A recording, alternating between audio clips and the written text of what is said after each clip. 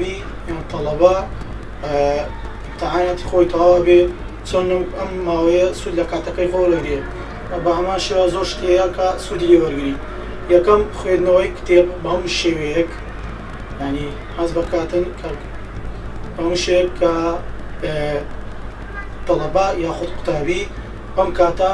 دەست بکاتە بە خوێندنەوەی هەموو شتێک یەکەم کتێبەکان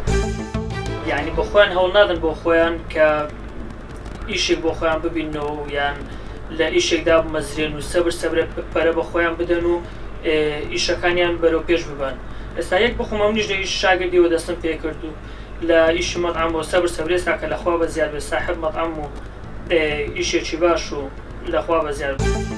پێویستە لەو ماگەی لەو فرسەتەی کە عوتڵاتە لەو تەڵەبەکان لەو کچ و کوڕەکان پێویستە خوول و دەوریات توشتیوانە گەلک زۆر هەیە بچن خولێک دەوراتێک هەر شتێک بیتن سوودیان پێ بگەینی بەشداری بکەن لە خولە لەوەی باشترە کە هەر لە ماڵەوە دابنیشن خەریکی مۆبایل و ئایپاد و شتیوانە بن.